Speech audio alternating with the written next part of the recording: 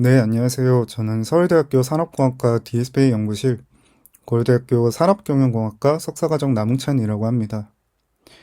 오늘 제가 POSR로 준비한 논문은 Is it Network for 3D Industrial Anomaly Detection 이라는 논문으로 2023년 ACM 멀티미디어에서 공개되었고 현재까지 35회 인용수를 기록하고 있는 논문입니다. 오늘 발표 순서는 다음과 같습니다. 먼저 인트로덕션입니다. 제가 오늘 소개해드릴 논문은 3D Anomaly Detection이라는 태스크를 다루고 있는 논문입니다.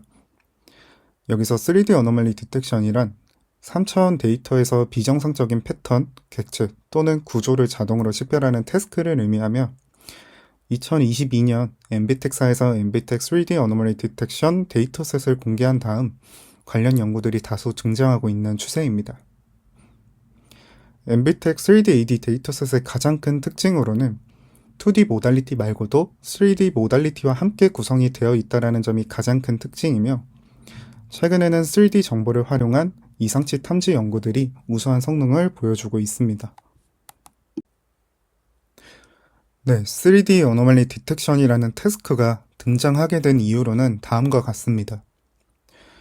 기존 2D 이미지 어노멀리 디텍션에서는 RGB 이미지만으로 이상 탐지를 수행하는 태스크인데요.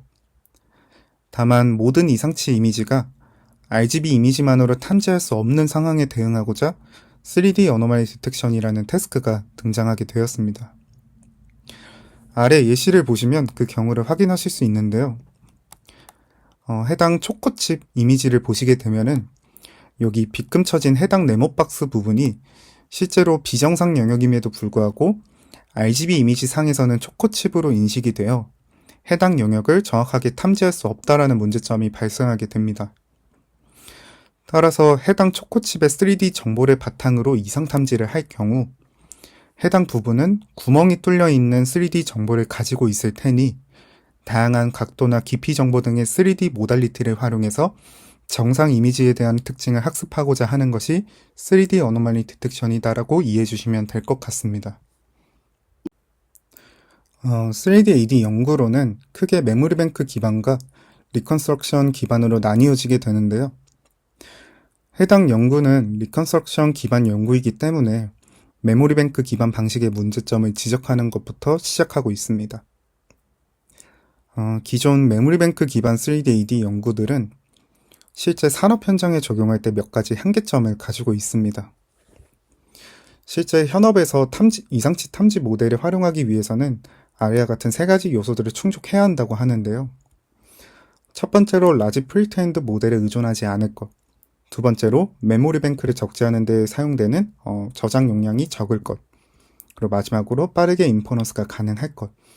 이 세 가지 요소들을 충족을 해야만 실제 제조업 환경에서 리얼타임으로 탐지할 수 있기 때문에 기존 메모리 뱅크 방식인 AST 그리고 팩트 더 피처 M3DM 모델 대비 리컨스트럭션 기반 모델들이 더 적합하다라고 주장하고 있습니다. 네, 그래서 오늘 제가 소개해드릴 이지넷은 리컨스트럭션 기반의 연구입니다. 이지넷을 한 문장으로 짧게 요약을 해본다면 뎁스 정보가 도움이 될 때면 활용하자라는 아이디어를 갖고 있는 방법론입니다. 실제로 실험 과정에서 RGB랑 뎁스를 함께 활용했을 때보다 오히려 RGB만을 활용했을 때 성능이 더 우수한 경우가 종종 발생했다고 합니다.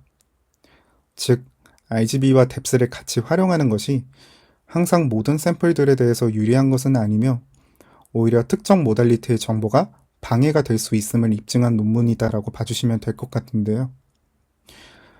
해당 연구에서는 이를 해결하고자 셀프 어텐션 기반의 어텐션 베이스드 인포메이션 엔트로피 퓨전 모듈을 제안하고 있습니다. 네, 그 다음으로는 기존 2D 이미지 어노멀리 디텍션과 3D 어노멀리 디텍션이 어떠한 연구들의 흐름으로 진행되어져 왔는지 살펴보도록 하겠습니다. 네, 그럼 먼저 기존 2D 이미지 어노멀리 디텍션 관련 연구들부터 살펴보도록 하겠습니다. 더 다양한 갈래가 존재하고 더 세부적으로 나뉠 수도 있겠지만 이렇게 대표적인 4가지 갈래로 나누어 봤는데요. 먼저 셀프 슈퍼바이즈드 방법의 경우 일반적인 리컨스트럭션 모델이 이에 해당합니다. 프리트엔드 모델을 활용하지 않고 어노말리를 신세스해서 학습에 활용하는 방식을 의미하며 대표적으로 컷페이스트, 그리고 드림, 심플렉 등 다양한 신세스 방법을 통해 정상 데이터를 바탕으로 비정상 데이터를 합성해서 이상을 탐지하는 방식이 이에 해당합니다. 그 다음 두 번째로는 티처 스튜던트 구조를 활용하는 이상 탐지 모델들인데요. 티처 스튜던트 구조는 정상 이미지만으로 학습한 티처 모델의 아웃풋과 매칭되도록 스튜던트를 학습하는 티처 스튜던트 구조를 의미합니다. 그래서 대표적으로 리버스 디스틸레이션 그리고 AST 방법론이 이에 해당합니다. 그리고 세 번째로는 이제 노멀라이징 플로우 기반의 방식들인데요. 최근 3년 전까지만 하더라도 다양한 노멀라이징 플로우 기반의 AD 모델들이 많이 제한되어져 왔었습니다. 노멀라이징 플로우를 활용하는 모델들은 정상 피처의 분포를 가우시안 분포로 변환하는 방식으로 진행되는 모델들이고 대표적으로 CS플로우나 C플로우 AD가 이에 해당합니다. 그리고 마지막으로는 피처 인베딩 방법인데요. 이는 프리트엔드 백본을 활용해서 인포메이티브한 피처를 활용하는 방식이 이에 해당합니다. 그래서 일반적으로 프리트엔드 모델로부터 추출한 피처들을 메모리 뱅크에 적재하는 이러한 메모리 뱅크 기반 방식들이 이에 해당해서 대표적으로 패딤이나 패치코어와 같은 방법들이 피처 인베딩 방법에 속하게 됩니다. 하나씩 살펴보면 먼저 셀프 슈퍼바이즈드 러닝 기반 방식의 경우 비정상 이미지를 신세스하는 방법들이 이에 속하게 됩니다. 일반적으로 이상치 탐지는 정상 데이터를 기반으로 학습이 진행되기 때문에 정상 데이터를 활용해서 인위적으로 비정상 이미지를 합성하는 다양한 신세스 전략들이 제한되어져 왔는데요. 여기 아래 왼쪽은 컷페이스트의 경우인데 컷페이스트는 정상 이미지를 패치파이해서 랜덤한 위치에 랜덤하게 페이스트하는 방식으로 신세색을 진행하고 있고 오른쪽에 있는 심플렛의 경우 비정상 이미지를 만드는 것이 아니라 정상 이미지의 레프레젠테이션에 약간의 퍼터베이션을 주어서 앱노멀 레프레젠테이션을 만들어서 이를 활용하는 방법입니다. 네, 그 다음으로는 티처 스튜던트 구조를 활용하는 관련 연구들입니다. 일반적으로 티처 스튜던트 구조는 놀리지 디스틸레이션 기반 방법론들이다라고도 불려지게 되는데요. 이는 정상 이미지만으로 학습한 티처 모델의 아웃풋과 매칭되도록 스튜던트 네트워크를 학습하게 됩니다. 그래서 실제로 비정상 이미지가 주어질 경우 정상 이미지만으로 학습한 티처 모델의 아웃풋과 스튜던트 모델의 아웃풋 간의 차이로 비정상 이미지를 탐지하게 됩니다. 대표적으로는 이 왼쪽 그림의 오른쪽 리버스 디스틸레이션이 이 방식에 속하게 되고 오른쪽의 경우 이제 MBTech 3D AD 데이터셋이 공개된 이후로 처음 등장하였던 티처 스튜던트 구조의 3D AD 연구인 AST라는 방법론이 해당 갈래에 속하는 연구입니다. 네, 그 다음 세 번째로는 노멀라이징 플로우를 활용하는 관련 연구들입니다. 노멀라이징 플로우를 활용하는 대부분의 모델들은 정상 피처 분포를 가우시안 분포로 변환하는 방식으로 진행되어집니다. 구체적으로 change of variables, 즉 변수 변환을 기반으로 모델을 구성하게 되는데요. 이렇게 데이터 스페이스 X가 주어져 있을 때 레이턴트 스페이스 Z로 레이턴트 매핑을 진행하게 되며 이때 가우시안 분포를 가정하고 있기 때문에 노멀라이징이라는 단어가 붙게 되었습니다. 이후 레이턴트 스페이스 Z에서 데이터 스페이스 X로 다시 보관하는 구조를 의미하고 최근 3년까지만 하더라도 다양한 노멀라이징 플로우 계열들의 모델들이 다수 등장하고 있었습니다. 네, 그 다음 마지막으로는 메모리 뱅크 기반 방식들이 속하게 되는 피처 인베딩 기반의 방법들입니다. 일반적으로 효과적인 피처를 추출하기 위해서 이미지넷과 같은 데이터셋으로 프리트레이닝된 CNN 모델을 백본 모델로 활용하게 되는데요. 대표적으로 패딤과 패치코어가 이에 해당하는 방식입니다. 너무나도 유명하기도 하고 저희 연구실에서도 해당 논문들을 세미나로 진행했기 때문에 간단하게 요약해서 말씀드려보자면 패딤은 프리트엔드 CNN으로 피처를 추출한 다음에 멀티베리어이트 가우시안 디스트리뷰션으로 인베딩을 획득하게 됩니다.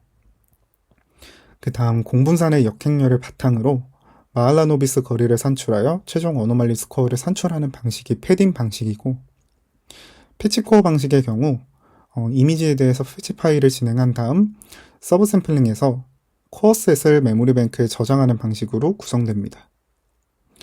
그래서 이후 인퍼런스 시에는 메모리 뱅크에 적재된 값들에 대해서 니얼리스트 네이블 방법으로 비교해서 최종 어노말리 스코어를 산출하게 됩니다. 네, 그래서 앞서 보셨던 기존 2D 이미지 어노말리 디텍션 방법론을 곧바로 3D 어노말리 디텍션에 적용하기 어려운 이유로 대부분의 2D 이미지 어노말리 디텍션 방법론들이 3D 데이터에 취약하기 때문입니다. 대부분 이미지넷과 같은 RGB 이미지를 학습한 라지 프리트엔드 모델을 활용하게 되는데요.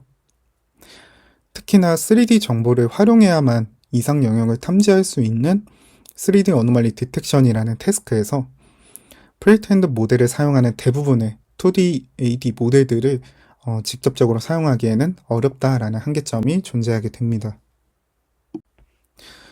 네, 그 다음으로는 기존 3D AD 관련 연구들이 어떤 것들이 있었는지 말씀드려보고자 하는데요.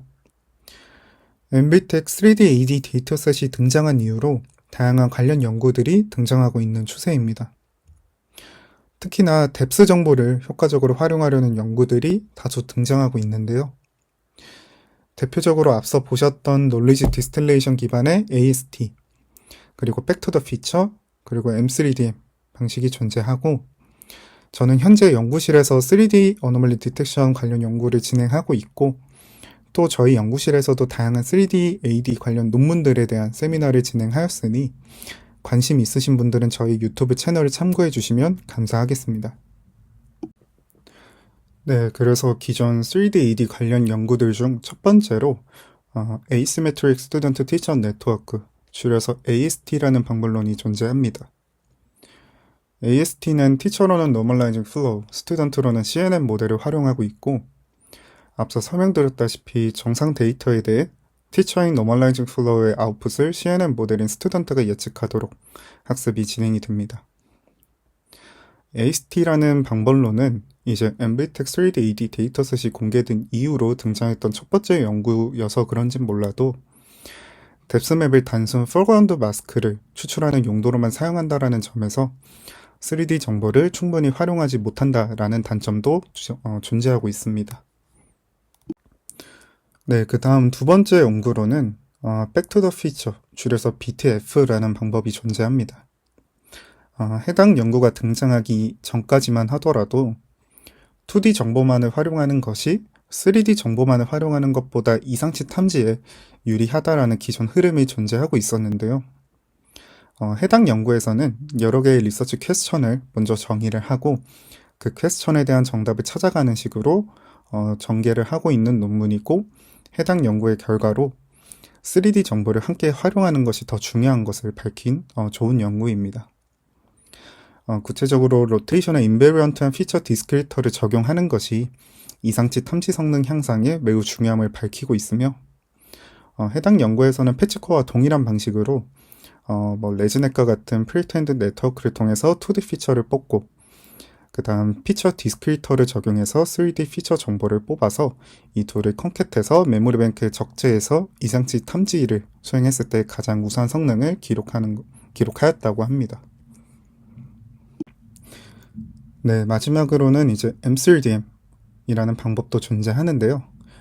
해당 연구는 Back to the Future와 상당히 유사한 메모리 뱅크 기반의 방식이긴 한데, 이제 2D 피처와 3D 피처 간의 얼라이먼트가 부족하다라는 문제 정의를 바탕으로 이 2D 피처와 3D 피처 간의 하이브리드 퓨전을 진행한 연구입니다.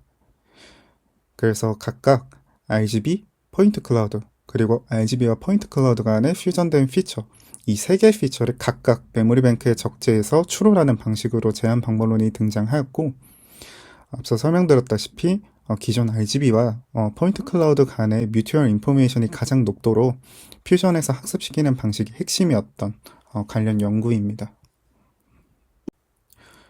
네, 그래서 앞선 3D AD 관련 연구들 세 가지의 문제점으로는 두 가지로 나뉘어 볼 수 있습니다. 먼저 프리트렌드 모델에 대한 높은 의존도입니다.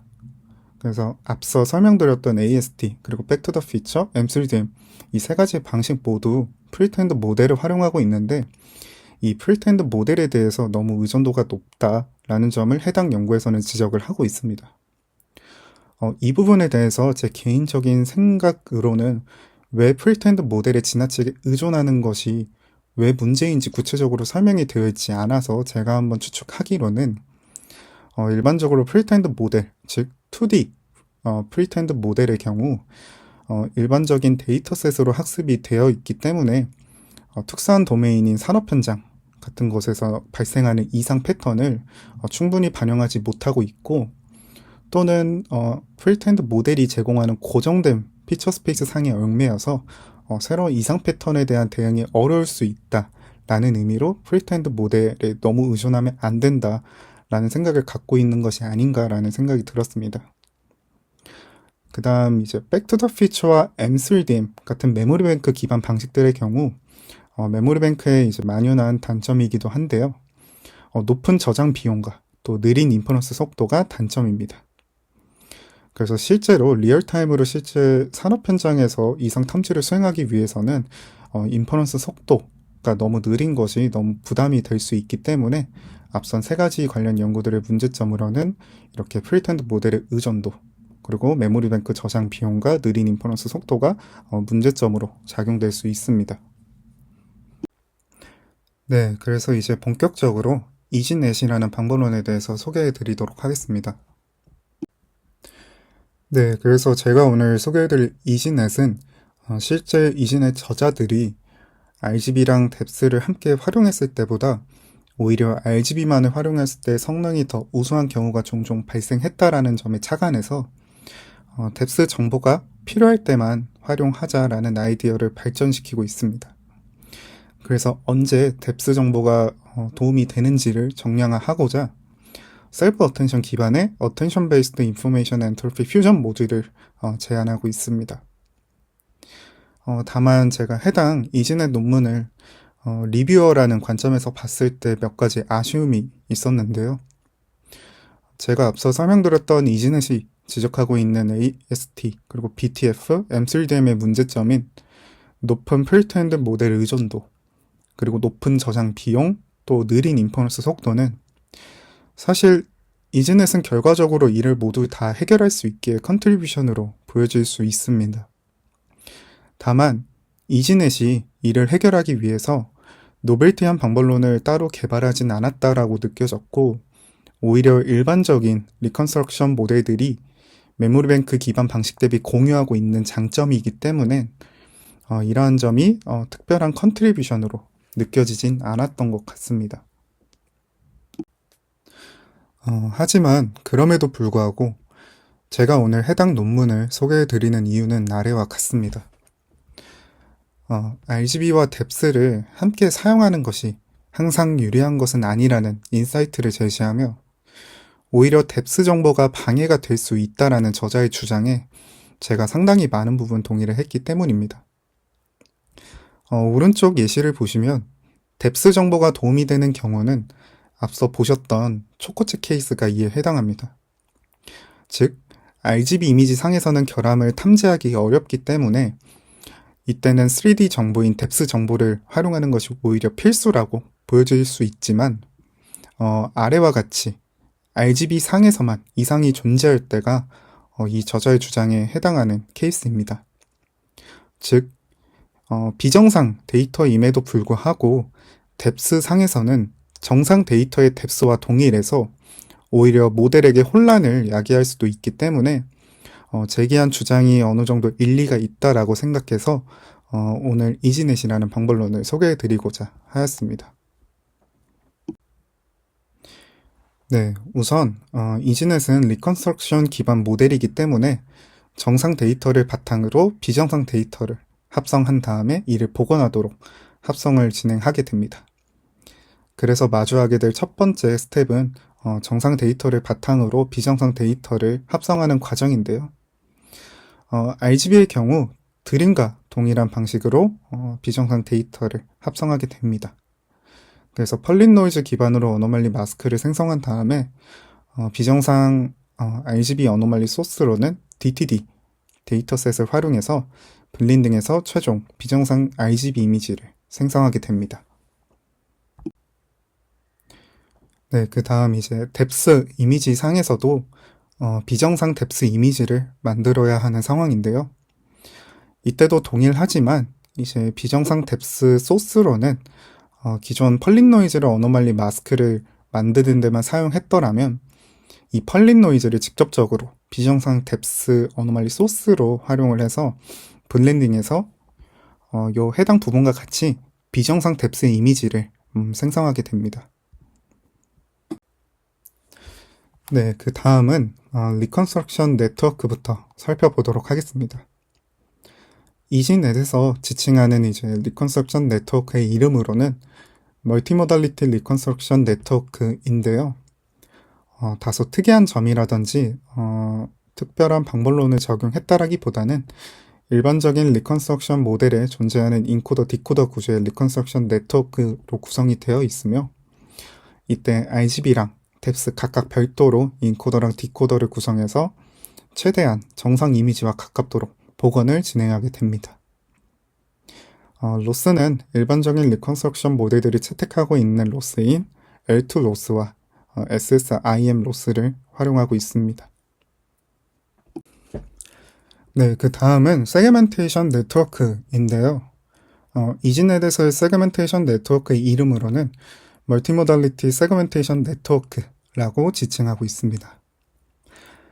일반적인 세그멘테이션 네트워크의 인풋으로는 합성된 비정상 이미지 그리고 복원된 이미지를 인풋으로 사용을 하고 있는데 특이한 점으로 이지넷의 세그멘테이션 네트워크 인풋으로는 리컨스트럭션 네트워크의 멀티레이어 피처를 인풋으로 활용한다라는 점에서 차이점을 갖고 있습니다.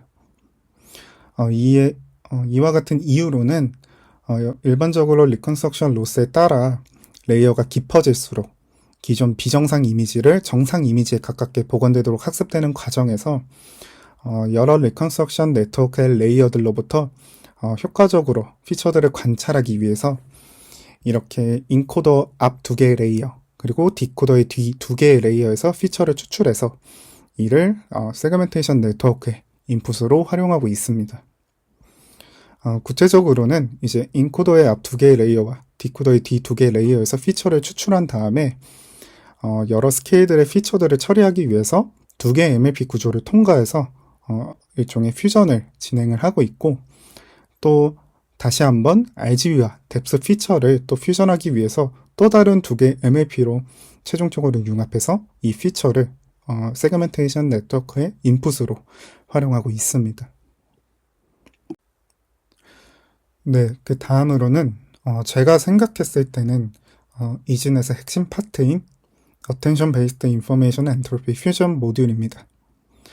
앞서 계속 설명드렸다시피 어노말리는 항상 RGB와 뎁스 상에서 동시에 나타나지 않음을 해결하고자 도입한 모듈이며 오히려 RGB랑 뎁스 정보를 모델에게 항상 주는 것은 방해로 작용될 수 있기 때문에 이를 해결하고자 RGB랑 뎁스 피처를 결합했을 때가 온전히 RGB 피처만을 활용했을 때보다 더 유리한지를 정량화하고 측정하기 위해서 인포메이션 엔트로피를 활용하고 있습니다. 구체적인 동작 과정으로는 RGB랑 뎁스를 결합한 피처들의 각 채널별로 셀프 어텐션 스코어를 산출하고 있습니다. 그래서 해당 점수의 인포메이션 엔트로피가 높을수록 해당 채널이 더 이상 탐지 성능 향상을 위한 더 풍부한 정보를 담고 있다라고 가정을 하고 있는데요. 그래서 RGB랑 뎁스를 결합한 채널과 RGB만을 쓰는 채널의 엔트로피 값을 비교하게 됩니다. 만약 RGB랑 뎁스를 결합한 채널이 순수한 RGB 채널보다 더 높은 인포메이션 엔트로피를 갖는다면 RGB랑 뎁스를 동시에 활용할 경우 더 풍부한 정보를 담고 있기 때문에 실제 이상 탐지 성능에도 긍정적으로 기여할 것으로 가정하고 인포메이션 엔트로피 기반의 어텐션 모듈을 제안하고 있습니다. 그래서 해당 모듈은 멀티모달리티 세그멘테이션 네트워크에 입력 전에 애드온돼서 만약 RGB랑 뎁스를 함께 활용하는 것이 도움이 된다면 퓨전된 피처인 퓨전 피처를 사용을 하게 되고, 반대일 경우 RGB 피처인 RGB 피처만을 인풋으로 사용하는 구조로 해당 모듈을 제한하고 있습니다. 네, 그래서 최종 로스는 일반적인 리컨스트럭션 기반 모델들의 로스와 대부분 비슷합니다. 그래서 최종 로스는 리컨스트럭션 로스와 세그멘테이션 로스를 결합해서 최종 학습을 진행하게 되며, 이때 세그멘테이션 로스로는 일반적으로 많이 쓰이는 포컬 로스를 사용하고 있습니다. 그래서 여기 표시해드린 노란색 부분이 리컨스트럭션 로스에 해당하고 파란색 부분이 세그멘테이션 로스에 해당하는데, L2 로스랑 SSIM 로스, 또 포컬 로스, 다양한 로스가 포함되어 있는데, 이 람다 값을 이동해 밸런싱을 진행하고 있지만 이 모든 값을 다 1로 두어서 최종 로스를 구성하고 학습에 활용했다라고 합니다. 네, 그 다음은 실험 결과를 한번 살펴보도록 하겠습니다. 실험은 두 가지 벤치마크 데이터셋에 대해서 실험을 진행했습니다. MBTEX 3D AD 데이터셋 그리고 iCandids 데이터셋으로 실험을 진행하고 있고, 이밸류에이션 매트릭으로는 이미지 AURC, 그리고 픽셀 AURC, AUPR, AP 이렇게 네 가지 지표를 활용하고 있습니다. 그 다음에 이제 멀티레이어 피처를 활용할 때 선택되는 레이어로는 이제 인코더의 앞 두 개의 레이어, 그리고 디코더의 뒤 두 개의 레이어를 활용하고 있고, 방금 설명드렸던 그 로스 간의 밸런싱 하이퍼 파라미터인 람다는 모두 1로 해서 학습을 진행해서 기존 메모리 뱅크 기반 방식인 백투더 피처 그리고 M3D인과 이제 기존 AST 방법론들까지 구성해서 실험을 진행했다라고 합니다. 네, 먼저 이제 메인 테이블부터 보도록 하겠습니다. 메인 테이블은 이제 MBTEX 3D AD 데이터셋을 대상으로 실험 성능을 리포팅 하였습니다. 그래서 일반적으로 데스만을 활용했을 때, RGB만을 활용했을 때, 그리고 RGB랑 뎁스를 동시에 활용했을 때 이 테이블 구성이 많은 3D AD 연구들이 채택하고 있는 실험 메인 테이블 구성인데요. 이 중에서 RGB랑 뎁스를 동시에 활용했을 때 성능을 위주로 해석을 해보면 제한하는 이지넷의 성능은 AST랑 M3DM 방식 대비 조금 낮은 성능을 기록했습니다. 하지만 이지넷 저자들이 주장하기로는 AST와 M3DM은 모두 프리트엔드 모델에 의존하고 있고, 또 높은 메모리 뱅크를 M3DM의 경우 요구하고 있기 때문에 실제 산업 현장에서는 적용되기 어려운 모델이고, 백투더 피처 방식과 비교했을 때는 높은 성능을 기록하고 있기 때문에 어느 정도 준수한 성능을 갖고 있으며 메모리 뱅크를 사용하지 않고 프리트엔드 모델에 의존하지 않는 제한된 이지넷 방법이 효과적이다라고 주장하고 있습니다. 다음은 iCandids 데이터셋에 대해서도 실험 성능을 리포팅하고 있습니다. iCandids 3D AD 데이터셋의 경우 백투더 피처 방식하고만 비교를 진행하고 있는데요. 참고로 말씀을 드려보자면 M3DM의 경우 iCandids 데이터셋에 대한 이미지 AROC 값은 0.897으로 제한된 이지넷 성능보다 더 높은 성능입니다.